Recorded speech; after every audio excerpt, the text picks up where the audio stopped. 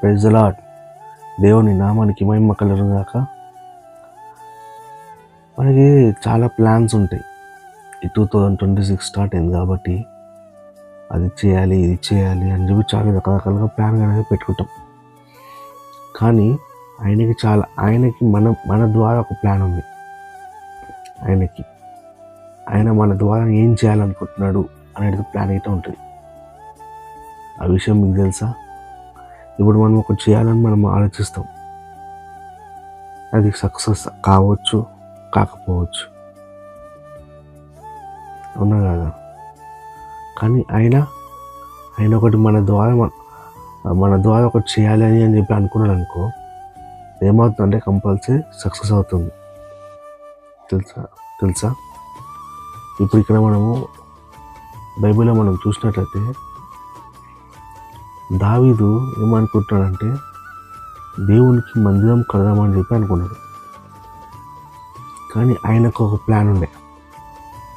దావీదు ఏం చేసిన అనుకున్నాడు, ఆయన ఏం చెప్పింది తెలుసా? చెప్తాను మీకు. First Chronicles 28:6. First Chronicles 28:6. He said to me, David, your son Solomon will build my temple and the area around it, because I have chosen Solomon to be my son, and I will be his father. చూసారా? మళ్ళీ చదువుతాను. He said to me, David, your son Solomon will build my temple and the area around it, because I have chosen Solomon to be my son, and I will be its father. చూసారా? దావీదు అనుకున్నాడు, మనసులో అనుకోడు నేను ఆయనకు ఒక మందిరాన్ని కడదామని.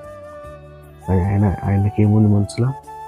నువ్వు కట్టొద్దు, సొలొమోను కట్టాలి అని. చూసారా? మనం ఒకటి అనుకుంటాం, కానీ ఆయన మన ద్వారా ఇంకోటి అనుకుంటాడు. అయితే దీన్ని బట్టి మనకి ఏం అర్థమవుతుందంటే ఆయన చిత్త ప్రకారంగా ఏం చేయాలి, మనము చేయాలి. ఆయన చిత్తాన్ని ఏందనేది మనము తెలుసుకోవాలి. ఆయన చిత్తం ఏముంటుంది, మన ద్వారా ఆయన చిత్తం ఏముంటుంది. అయితే మనం ఏం చేయాలంటే ఈ 2026లో ఒక డిసైడ్ చేసుకోవాలి. ఆయన చిత్తం ఏముంది, సువార్త చెప్పాలా, ఏముంది, ఆయన చిత్తం ఏముంది అది తెలుసుకొని దాని ప్రకారం మనం ఏం చేయాలంటే నడుచుకోవాలి. ఈ 2026లో డిసైడ్ చేసుకొని ఆయన కొరకు ఏదో ఒకటి చేయాలి. ఒక డిసైడ్ చేసుకొని ఆయన కొరకు ఏదో ఒకటి చేయండి.